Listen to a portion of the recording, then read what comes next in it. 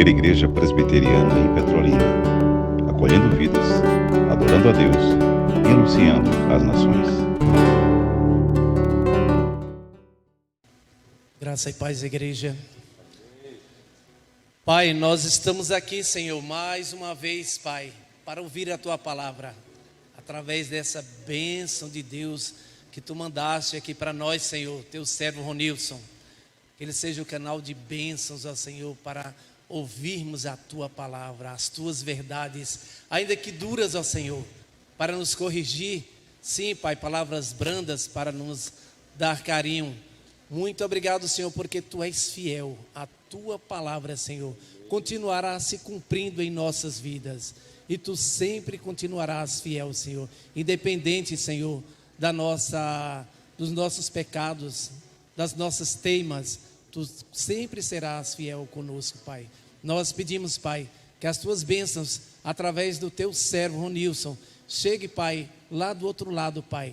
Aqueles que estão Te ouvindo, Senhor, em outras cidades, que possam ser renovados pelo Teu Santo Espírito. Aqueles que estão frios, ó Pai, que possam se alertar, Senhor, para viver a Tua palavra. Aqueles ainda que não nasceram, Senhor, os Teus escolhidos possam ser encontrados nesta noite pela Tua palavra. Nós Te louvamos e Te agradecemos por tudo, em nome de Jesus. Amém.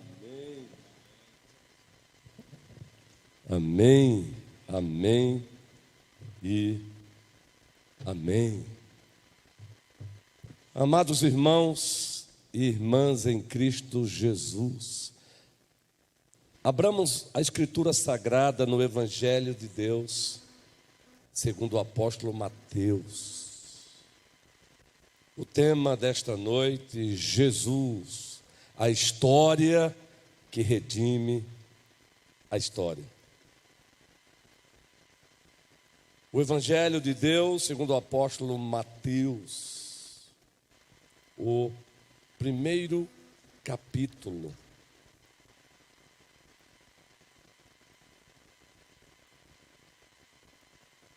A partir do versículo 18. Antes, recapitulando o primeiro versículo e depois vamos dar um salto, um pulo para o versículo 18.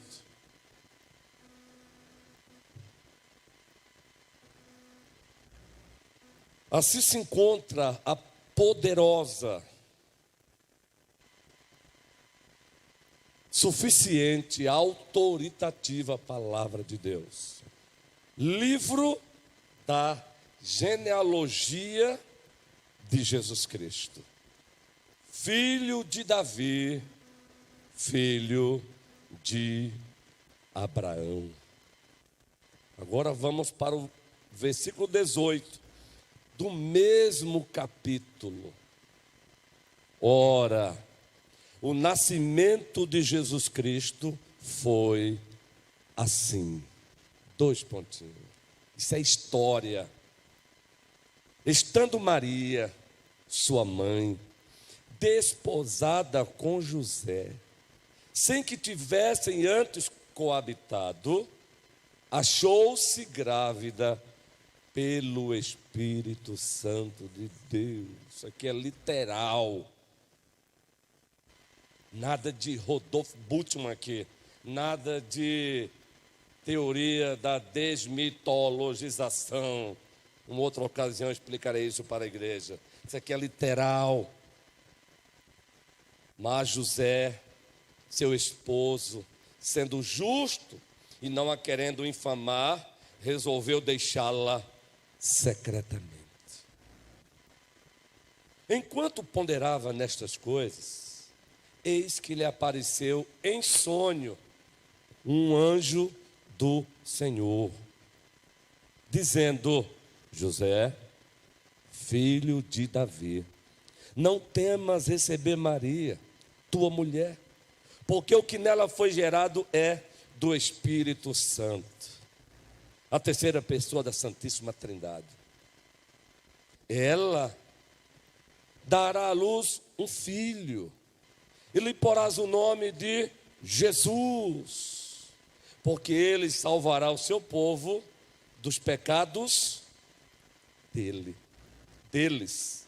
Ora, tudo isto aconteceu para que se cumprisse o que fora dito pelo Senhor, por intermédio de quem? Profeta. Eis que a virgem conceberá e darás à luz um filho, e ele será chamado pelo nome de Emanuel, que quer dizer Deus conosco. Despertado José do sono, fez como lhe ordenara o anjo do Senhor, e recebeu sua mulher. Contudo, não a conheceu, enquanto ela não deu à luz um filho, a quem pôs o nome de Jesus. Nome bom, doce a fé, a esperança do porvir. Jesus, a história que redime, que restaura, que redireciona, que resgata a história. E quando o assunto é história, precisamos relembrar uma das suas definições, bem básica. A história é a ciência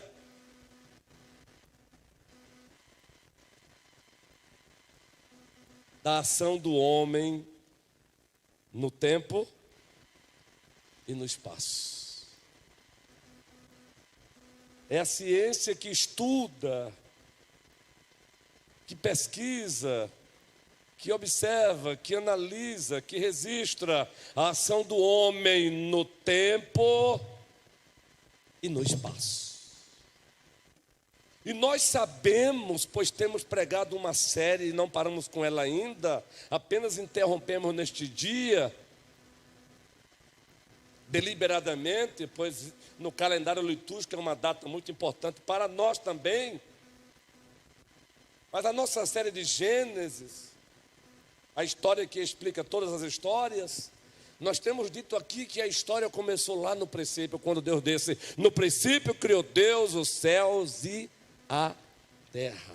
Ali ele trouxe à existência o que os cientistas precisam para fazer ciência: tempo, espaço e matéria. Tempo, espaço e matéria. Louvado seja o nosso Deus. Mas a história, quando se envolve o ser humano, ela começa com um ser humano literal, chamado Adão. A tradição majoritária reformada, ela subscreve Adão como personagem literal. E justamente por ser um personagem literal, real, é que Jesus Cristo nos é apresentado na primeira carta aos Coríntios como o segundo Adão.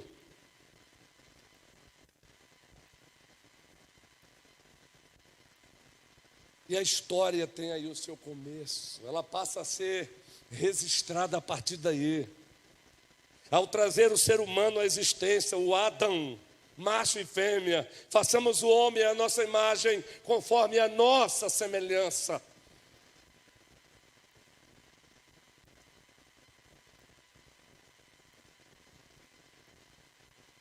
Gênesis 1 e 2 narram. Gênesis 1 e 2 é história, não é mitologia, como alguns tentam passar para nós. É palavra de Deus descrevendo como Ele trouxe o cosmos à existência, como Ele trouxe o primeiro casal à existência, Adão e Eva.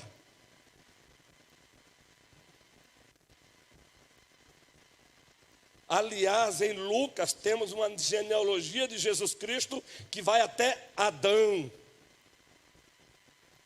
É história.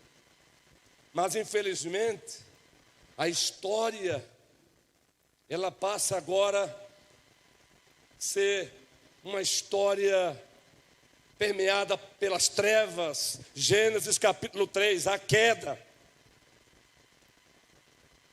Aí já temos no capítulo 4 a história manchada pelo pecado. A história da humanidade manchada pelo pecado. Já temos aí o relato literal do primeiro homicídio, fratricídio. Um irmão matou o outro. Abel, ou melhor, Caim matou Abel. Isso é história. Já temos aí o relato da primeira prática de poligamia, logo nos primeiros capítulos de Gênesis. Antes da queda, uma história onde predominava a luz de Deus. Depois da queda, agora, as trevas do pecado, da desobediência. E aí temos na Bíblia muitas histórias pós-queda. É a história de Caim, é a história de Abraão, antes de Abraão, Sete, filho de Adão. E as genealogias de Gênesis não são ficção, os nomes ali são de personagens literais. Aí a história de Sete. E diz o narrador Moisés que foi a partir de Sete, depois da queda, que voltou-se a invocar novamente o nome do Senhor. Sete passou a ser a descendência escolhida, separada, santificada. Daí vem Abraão. Daí os patriarcas, dos patriarcas, o Israel de Deus da antiga administração da Aliança da Graça. Mas todas as histórias, agora pós-queda, permeadas pelo pecado, pela desobediência, pelas trevas. E as histórias extras bíblicas? Quantas histórias? Histórias individuais, daí as muitas biografias, muito especialmente daqueles personagens que acabam se destacando. As histórias familiares, as histórias das nações, dos povos. Deus seja louvado por essa ciência chamada história. Deus seja louvado pelos historiadores.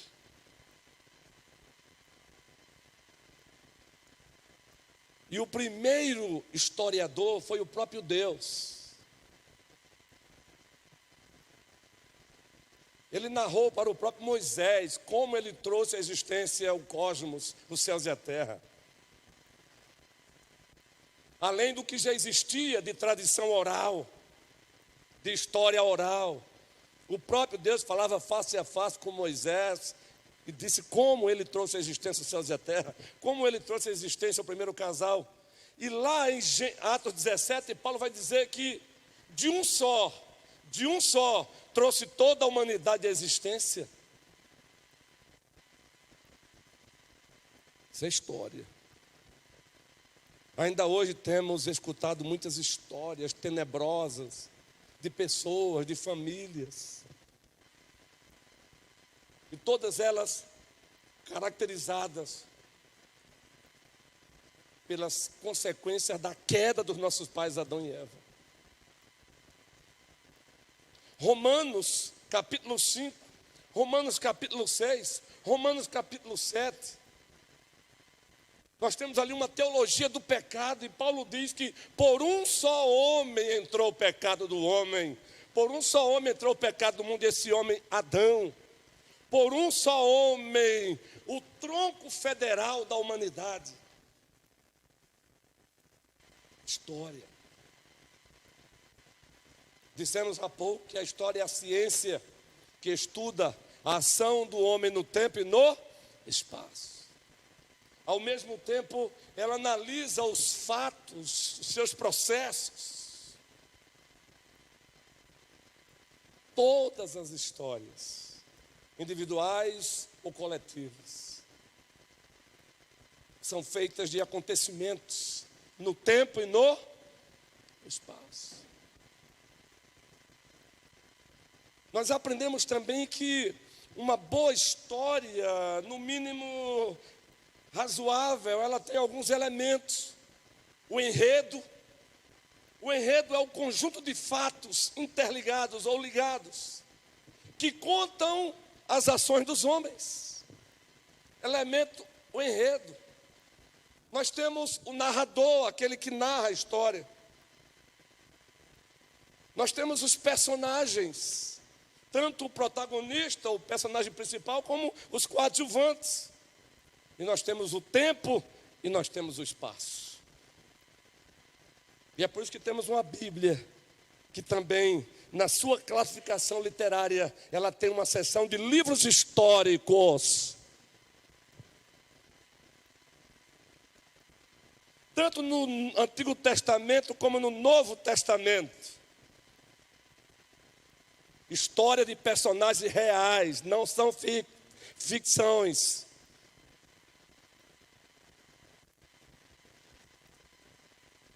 História que nos apresenta um personagem chorando por conta do pecado. Pois bem, meus irmãos e minhas irmãs, aproveitando essa definição de história, que é a ciência que estuda a ação do homem no tempo e no espaço, aproveitando os elementos que configuram ou que descrevem uma verdadeira história, o enredo, conjunto de fatos ligados entre si, que contam as ações dos homens, o narrador, os personagens, seja o principal e os coadjuvantes, o protagonista ou os protagonistas, os coadjuvantes, o tempo e o espaço. É baseado nisso que queremos falar hoje de Jesus, a história dele, que redime todas as outras histórias.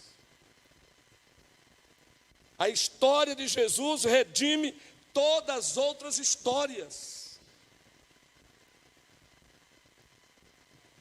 Sim.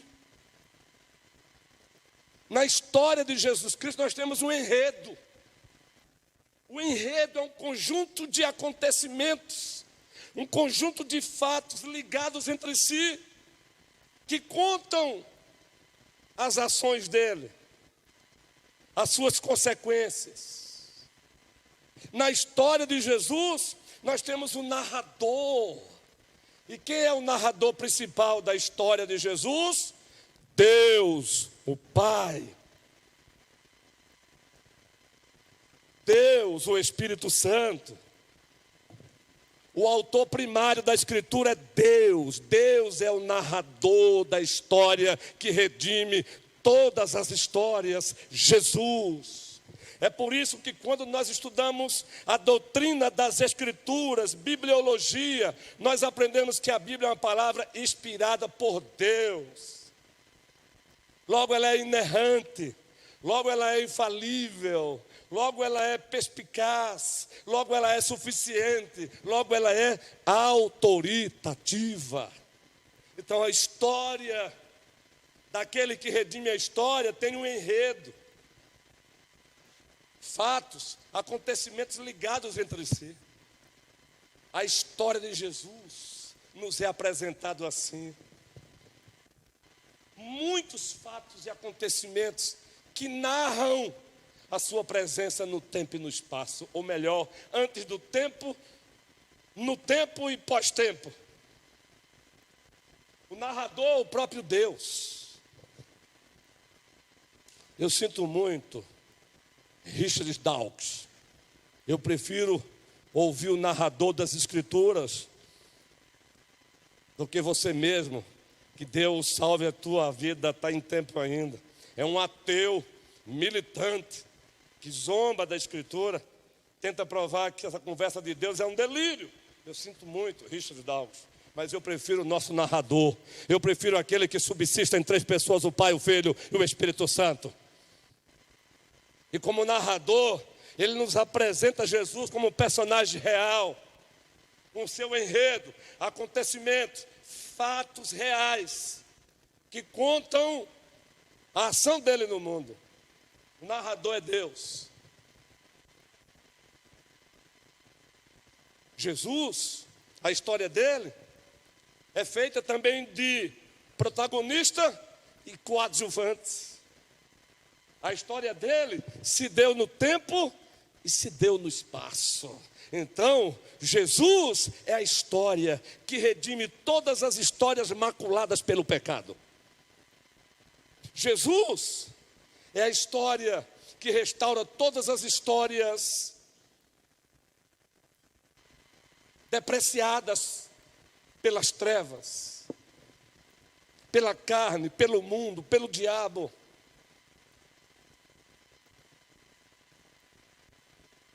Sendo assim, nós temos alguns subpontos, subtópicos desse tema principal. O tema principal, Jesus, a história que redime a história. Tendo relembrado para nós mesmos uma definição básica de história, tendo relembrado para nós mesmos elementos básicos que se configuram numa verdadeira história: enredo, narrador, personagem, tempo, espaço. Então vejam então a história que redime todas as histórias, a história de Jesus, a partir de alguns subpontos. Primeiro, prestem bem atenção.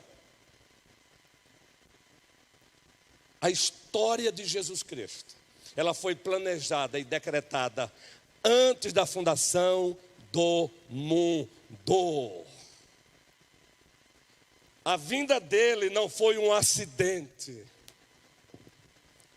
A vinda dele ao mundo não foi obra do acaso. Foi planejado a vinda dele e foi decretada a vinda dele antes da fundação do mundo. Aí eu convido você para abrir a palavra de Deus na primeira carta de Pedro. Esse é o famoso sermão temático / textual, canônico. 1 Pedro, primeiro capítulo, a partir do versículo 18. Observe que a história de Cristo foi planejada e decretada antes da fundação do mundo. Então, ele não caiu de paraquedas.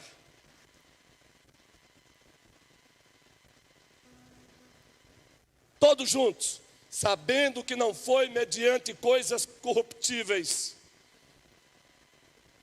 que fostes resgatados, história do vosso fútil procedimento que vossos pais.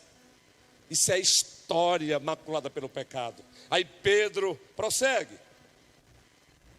mas pelo precioso sangue, como de cordeiro, sem defeito, sem mácula, o sangue de Cristo. Agora notem o que ele vai dizer doravante: conhecido com efeito antes da fundação do mundo. Antes da fundação do mundo, a história do nosso Senhor e Salvador Jesus Cristo foi planejada e decretada. Existia um pacto da redenção, nós chamamos pacto salutis, entre o Pai, o Filho e o Espírito Santo. A Ele a glória. É empolgante falar desse Deus, é empolgante proclamá-lo, é empolgante exaltá-lo. Ele é a razão da nossa existência. Ele é a causa primária da nossa existência. Ele é a causa instrumental da nossa existência. Ele é a causa final da nossa existência.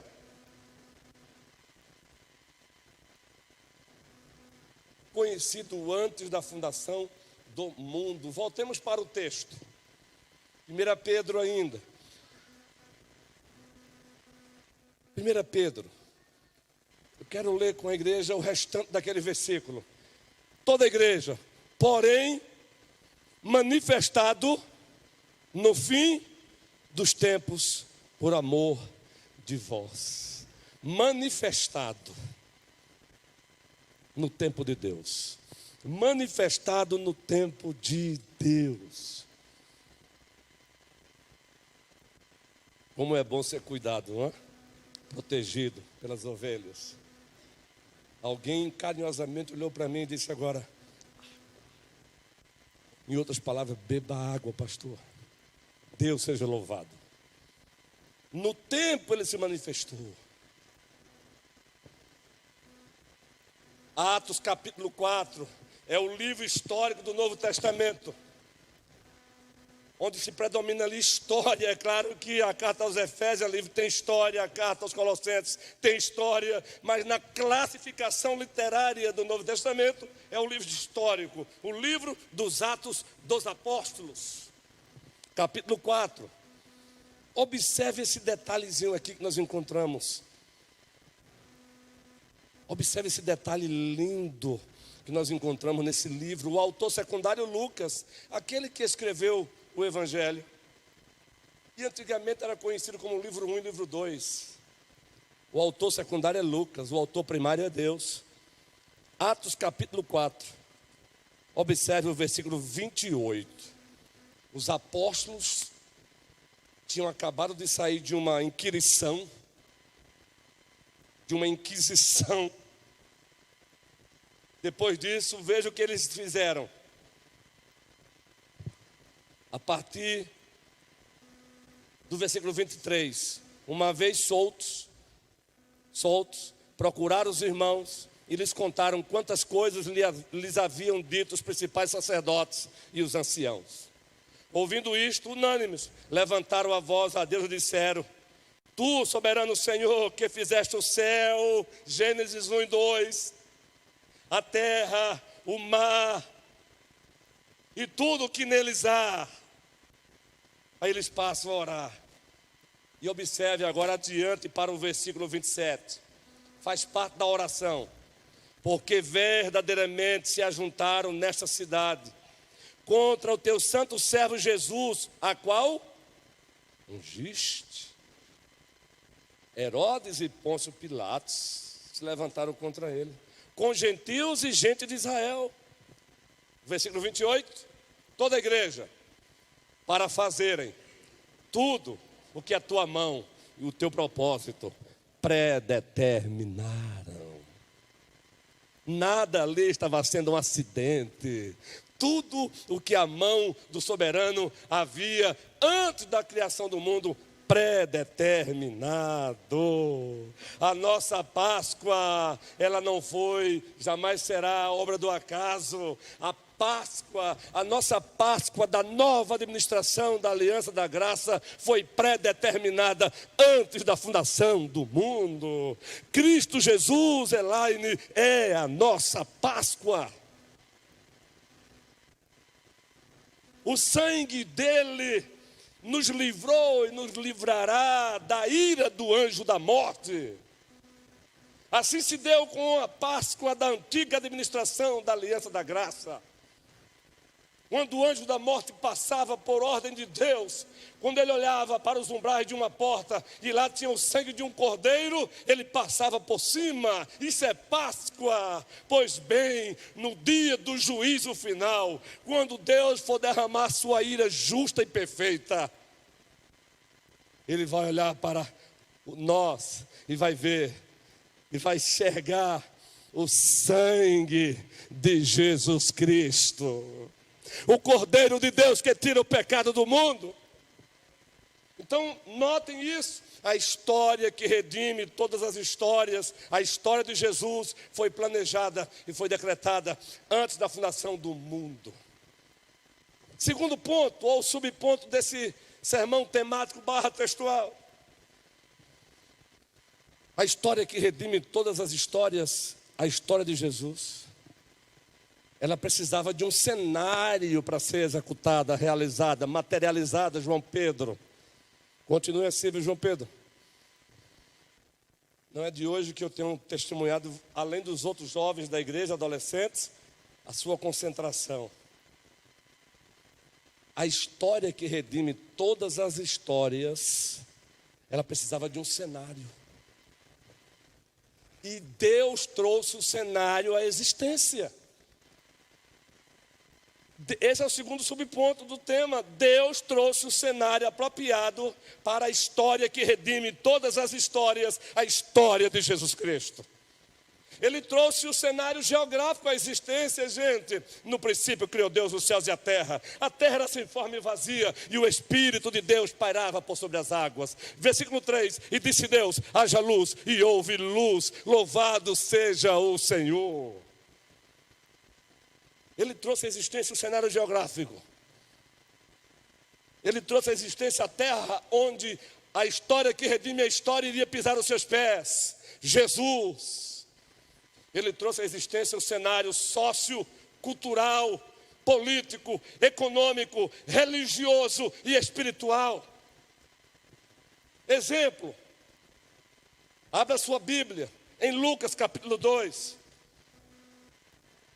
Vejam Lucas capítulo 2. O Evangelho de Deus é história. Lucas é um historiador perspicaz, detalhista. Lucas capítulo 2, observem como ele inicia o capítulo. Naqueles dias, falamos que Deus trouxe o cenário onde a história que redime a história precisava se materializar, se tornar tangível, palpável. E ele trouxe o cenário geográfico, Gênesis 1 e 2. Mas ele trouxe também o cenário sociocultural, político, econômico, religioso e espiritual.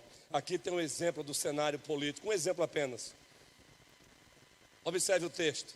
Naqueles dias foi publicado um decreto de César Augusto, convocando toda a população do império para recensear-se. O primeiro recenseamento, foi feito quando Quirino era governador da Síria. Todos iam alistar-se, cada um a sua própria cidade. José também subiu da Galileia, da cidade de Nazaré, para a Judeia, a cidade de Davi, chamada Belém, por ser ele da casa e família de Davi. Prestem bem atenção. Deus trouxe o cenário geográfico à existência. Cenário apropriado para que a história que redime a história se materializasse. Jesus. Ele trouxe o cenário sociocultural, político, econômico, religioso, espiritual. Aqui o imperador nem percebe, mas quem está por trás, levando o imperador a promover um censo, é o Deus Todo-Poderoso. Quem está conduzindo o imperador, mesmo ele não percebendo, é Deus. Foi através de um censo.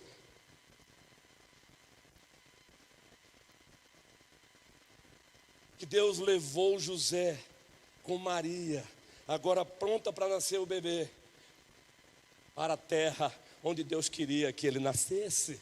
Belém, Belém, casa de pão.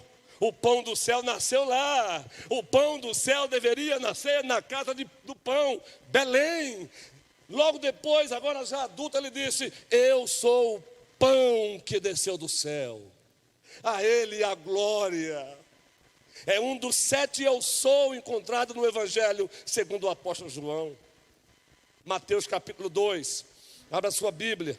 Mateus capítulo 2. Juan, você que já está nesse coração batendo forte para isso, vai vendo. Vai vendo aí, jovem, garoto, precioso, como se dá um sermão temático.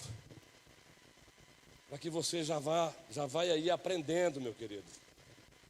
Vai lá, vai na força do Senhor.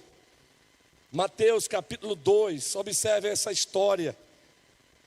Observe esse enredo na vida de Cristo. Mateus capítulo 2, diz assim o texto: Tendo Jesus nascido em, queridos? Na Judeia.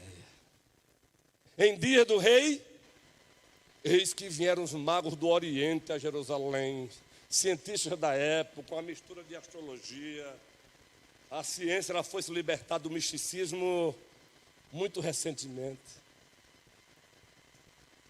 E o texto prossegue. Isso aí é história, é narrativa.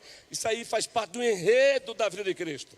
E perguntavam: onde está o recém-nascido, o rei dos judeus? Porque vimos a sua estrela no Oriente e viemos para adorá-lo. Tendo ouvido isso, alarmou-se o rei Herodes, o sanguinário. E com ele toda Jerusalém. Jerusalém ficou perturbada com Herodes, porque ela já conhecia a história de Herodes. Qualquer pessoa que se apresentava com uma ameaça para ele, ele mandava, Então Herodes, convocando todos os principais sacerdotes e escribas do povo, indagava deles onde o Cristo deveria nascer. Onde o Cristo deveria nascer? Eles responderam para Herodes: em Belém da Judéia, responderam eles, porque assim está escrito por intermédio do profeta. 2 pontinhos.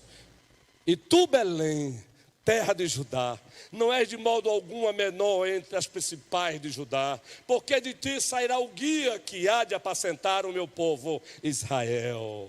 Então, quando Deus, lá em Lucas 2, ele move o coração do imperador para recensear o povo, Deus tem um propósito maior: fazer que a história que redime a história nascesse em Belém da Judéia. E ele nasceu em Belém da Judéia. Ninguém pode impedir o braço forte do Senhor. Ninguém pode impedir que ele execute a sua vontade soberana. A ele a glória. Que seja consolo para você isso, meu irmão. O nosso Deus não erra. Ele não precisa de plano B.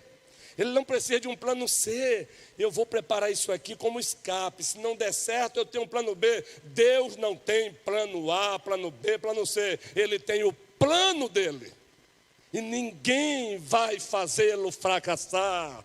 Jó, depois daquela experiência com Deus, depois de um bom diálogo, depois de aprender a verdadeira teologia com Deus, Jó diz assim: falei do que eu não sabia. E em seguida diz: bem sei que tudo podes, e nenhum dos teus planos podem ser frustrados. A ele a glória. A ele a glória, a ele a glória, a ele a glória,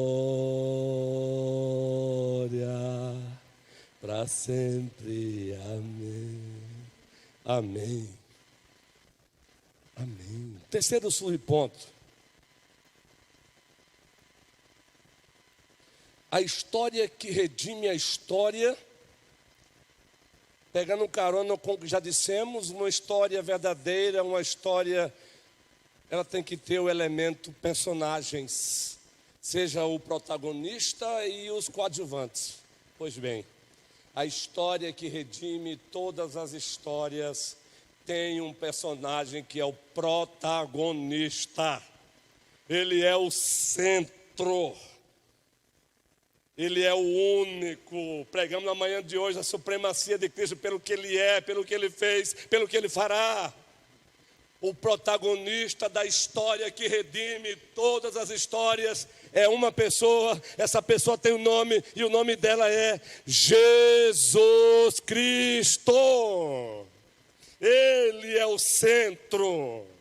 Seja o centro, seja o tudo em meu coração, Senhor. Preste bem atenção. As nações, acreditando ou não, Ele é o centro. Ele é o protagonista absoluto, imensurável, incomparável. Aí você lê Filipenses. Paulo está conclamando a igreja a viver uma vida de humildade.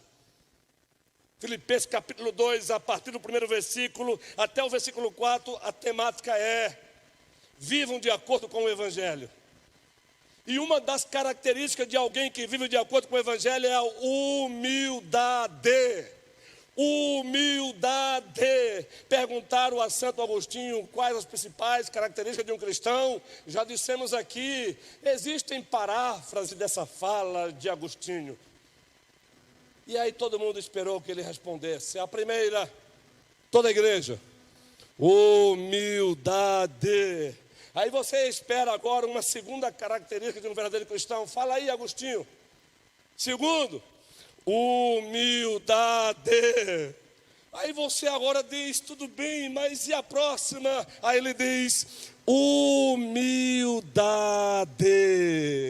Porque Deus resiste aos soberbos e dá graça aos humildes. Aí quando você chega no capítulo 2, versículo 5, quem é que Paulo evoca como modelo? Quem é que Paulo apresenta como modelo de humildade? Ele, a história que redime todas as histórias. Por favor, põe esse texto aí de Filipenses, capítulo 2, versículo 5. E note que Paulo, quando vai apresentar Cristo como modelo, ele nos dá uma aula de cristologia, a pessoa e a obra de Cristo. Ele nos apresenta o estado de humilhação de Cristo, depois o estado de exaltação. Observe aí então, toda a igreja: tende em vós o mesmo sentimento que houve também em Cristo Jesus. Pois ele, subsistindo em forma de Deus, não julgou como usurpação o ser igual a Deus, mesmo sendo também Deus, co-eterno, co-substancial, co-criador. Ele abriu mão do direito, sem deixar de ser Deus. Queridos, demais. Antes a si mesmo se esvaziou. Se esvaziou. Assumindo a forma de servo, tornando-se em semelhança de homens, e reconhecido em figura humana. Observe agora, gente. A si mesmo se humilhou. A si mesmo se humilhou. Quando você estudar Mateus 1, Lucas 1, textos que falam classicamente da doutrina da encarnação, por favor, dobre os seus joelhos. Dobre os seus joelhos, porque você está diante de um fato transcendente. Preste bem atenção. A segunda pessoa da Santíssima Trindade, agora no ventre de uma mulher, agora no ventre de um ser que ele mesmo a trouxe à existência. Isso é estado de humilhação. Filipe Yancey escreveu um livro, O Jesus que eu não conhecia. Está lá no ventre de Maria. Agora plenamente Deus, plenamente homem, uma só pessoa. Eu quero que você explique. Não tem ninguém que explique. A gente não explica, a gente descreve. E a gente descreve porque ele se deu a conhecer assim. A gente adora, a gente adora. E o texto prossegue, Filipenses. Assim mesmo se humilhou, tornando-se obediente até a morte, morte de cruz. No calendário litúrgico da igreja, hoje é o domingo de Páscoa. A Páscoa da nova administração da aliança da graça. Crianças queridas, olhem para o pastor. Bebês, olhem para o pastor. Olhe, pode olhar para o pastor, olhe mesmo. Preste bem atenção. O Filho do Papai do Céu, Jesus Cristo, entregou a sua vida por nós. Isso é Páscoa para nós. A Páscoa da nova administração da aliança da graça. Paulo escrevendo aos Coríntios, capítulo 5, ele diz: Cristo é a nossa Páscoa. Por isso, enquanto ele não voltar, continuaremos, guerreiros, celebrando toda a semana conhecida como Semana Santa, a nossa Páscoa. Cristo Jesus é a nossa Páscoa. Agora, terminou o estado de humilhação. Obediente até a morte, morte de cruz. Aí Paulo agora vai apresentar um breve relato do estado de exaltação dele. Pelo que também, toda a igreja, Deus o exaltou sobremaneira. E lhe deu o nome que está acima de todo, para que ao nome de Jesus se dobre todo o joelho no céu, na terra e debaixo, e toda língua confesse que Jesus Cristo é Senhor, para a glória do Deus Pai. Eu me empolgo com isso. E toda língua confessa que Jesus Cristo é Senhor, para a glória do Deus Pai. Você já se encontrou sonhando e se encontrando em outra cidade, e assim como que um meio desespero, meio onde é que eu estou? Já acordou assim e depois acordou assustado? Pois bem, eu quero dizer que aqui a Coléu eu me encontro sonhando, mas sem dormir, sonhando com uma história que vai acontecer. Nós vamos contemplar com os nossos olhos todas as nações prostradas diante dele, e toda língua confessando: Ele é o Senhor. E eu vou ficar assim, ó, vai, confessa. Eu vou ficar como que um abestalhado, um santo abestalhamento. Vai, confessa, Jesus Cristo é o Senhor. Salmo 2 vai se cumprir na sua parousia plenamente. Com seu cetro de ferro ele regerá as nações. O Brasil vai se colocar de joelho diante dele. A América do Norte vai se colocar de joelho diante dele. Os países que formam a ONU se colocarão de joelho diante dele. A OTAN se colocará de joelho diante dele. A Rússia se colocará de joelho diante dele. Jesus Cristo é o Senhor, para a glória de Deus Pai. Esse é o terceiro subponto do tema. Ele é o protagonista da história que redime a história. Ele é tão protagonista que a história dele não ficou na história, porque ao terceiro dia, diz a Escritura, ele ressuscitou. Ele fez a história que redime a história, e ele continua hoje fazendo história, redimindo muitas histórias para a glória do seu nome. Quarto ponto, vamos caminhando para o encerramento. A história que redime toda a história. Jesus, ele teve que entrar na história para fazer a história que redime a história. Ele entrou na história para fazer a história que redime todas as histórias. Por isso você vai encontrar João o apóstolo com aquele capítulo extraordinário. No princípio era o verbo estava com Deus, o verbo era Deus, e o verbo estava com... ele estava com Deus, e ele continua. Aí ele dá um salto, e você pula e vai para o versículo 14. Versículo 14, e o verbo se fez, e o verbo armou a sua tenda entre... E o verbo tabernaculou entre nós. O tabernáculo da antiga administração, da aliança, da graça, apontava para o nosso tabernáculo, que é uma pessoa. Cristo Jesus é o nosso tabernáculo.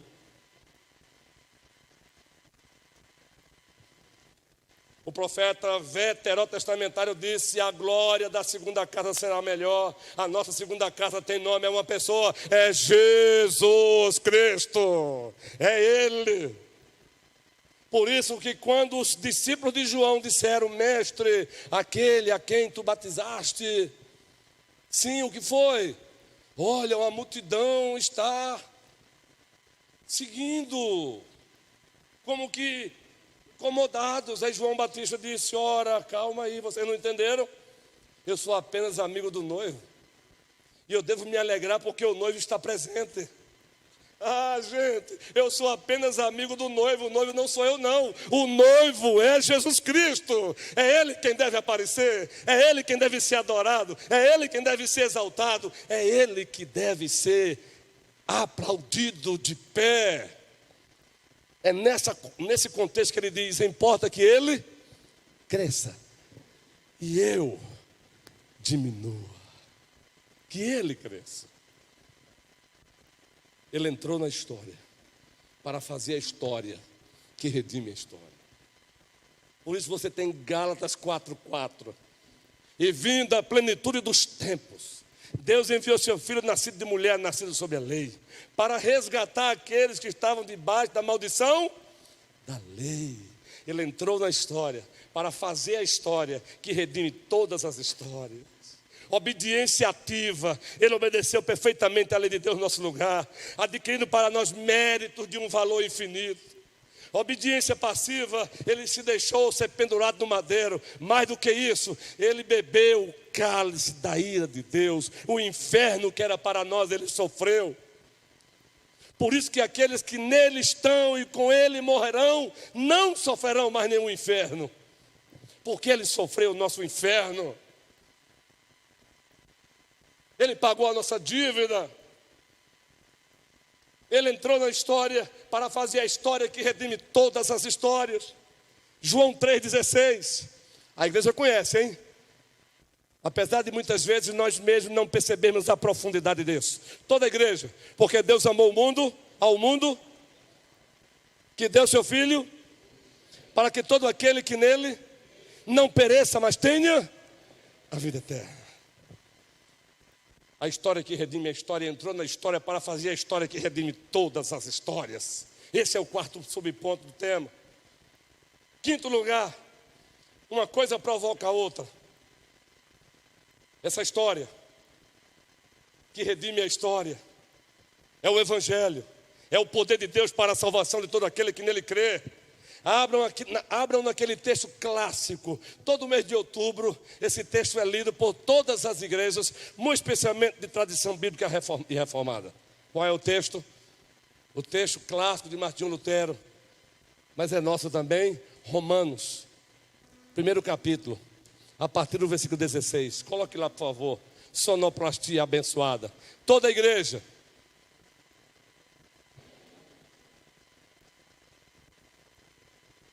Para a salvação de todo aquele que crê, primeiro do judeu. Eis aí a história que redime a história, o Evangelho. O Evangelho é Jesus Cristo. O Evangelho não é primeiramente o que você faz. O Evangelho primeiramente tem tudo a ver com o que Cristo fez. Redenção consumada. Por isso que lá no Calvário, antes de entregar o seu Espírito, ele disse: tetelestai, tetelestai, está consumada. Dívida paga, a ele a glória. A história que redime toda a história é o Evangelho, é Cristo. John Piper escreveu um livro, Deus é o Evangelho. O que Cristo, a pessoa e a obra de Cristo no tempo e no espaço é o Evangelho. É o poder de Deus.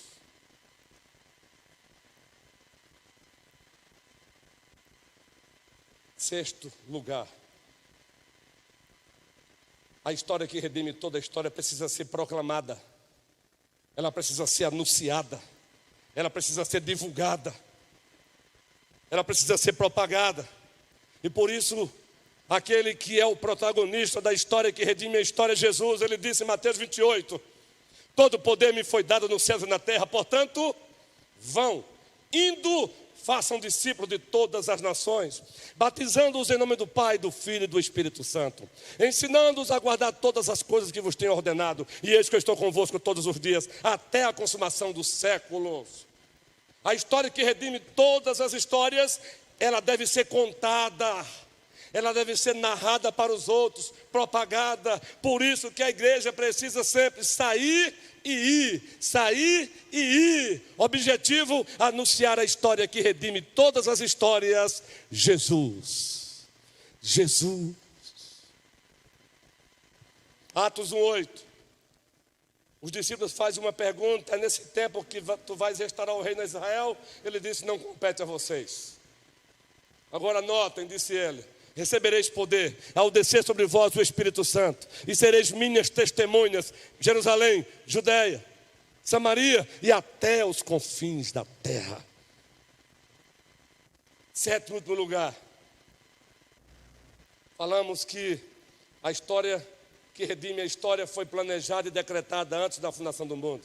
Segundo, falamos que o cenário apropriado para que a história que redime a história acontecesse, Deus trouxe à existência, detalhe por detalhe. Cenário geográfico, sociocultural, político, econômico, religioso, espiritual. Terceiro, falamos que ele é o protagonista absoluto da história que redime a história. Ele, Jesus, somente ele, ninguém mais.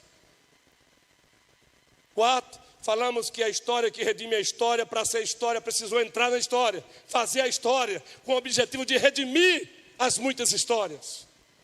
Quinto, falamos que essa história é o Evangelho precisa ser propagado. É o poder de Deus para a salvação de todo aquele que nele crê, primeiro do judeu e depois do grego.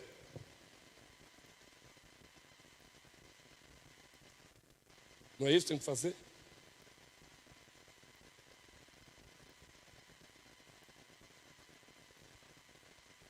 E o último ponto é que a história que redime a história, ela é linear. O que é isso, pastor? Eu sei que muitos conhecem esse termo, mas outros tantos, não é questão de ser inteligente ou não, é questão apenas de familiaridade com alguns tipos de linguagem. Nós não temos familiaridade com a linguagem do jurista, e não somos obrigados a ter. Nós não temos familiaridade com a linguagem do cardiologista, e não somos obrigados a ter.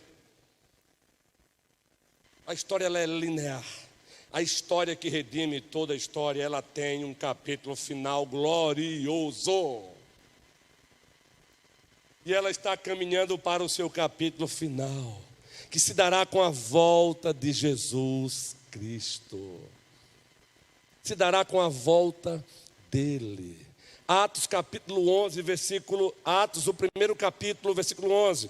O livro dos Atos dos Apóstolos, primeiro capítulo, versículo 11. A história que redime toda a história, ela é linear. Ela está caminhando para o capítulo final. E esse capítulo final também já foi planejado e decretado antes da fundação do mundo. Depois que ele ressuscita, antes de subir, ou no processo de subir, vejam essa cena, literal. Observem. Por favor, volte o versículo 10 para que os irmãos percebam direitinho. E estando eles com os olhos fitos no céu, gente, os discípulos estavam assim, ó. Hã? Que é isso? Estando eles com os olhos fitos no céu, enquanto Jesus subia, eis que 2 varões vestidos de branco, anjos, se puseram ao lado deles. E vejam agora o diálogo que eles provocam com os discípulos. Eles disseram: varões galileus, por que estáis olhando para as alturas?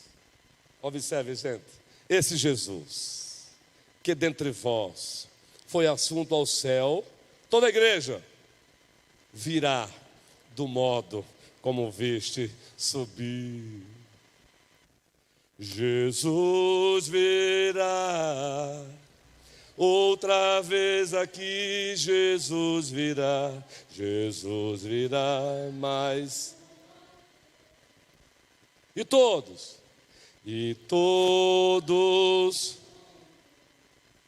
em um só louvor, cantemos todos. Ele é o nosso Senhor. A história que redime a história linear, ela já está caminhando para o seu capítulo final. Leia em casa Apocalipse 20, 21, 22. E no 22 tu vais encontrar o próprio Deus dizendo: eu vou enxugar de vocês toda lágrima. Eu vou enxugar dos vossos olhos toda lágrima. E diz a razão: porque não haverá mais morte. E porque não haverá mais morte, não haverá mais luto, não haverá mais choro. Eis que faço novas todas as coisas. A Ele a glória. Prossigamos firme nessa história que redime a história, Jesus. Que o Senhor nos abençoe, hoje e sempre. Amém.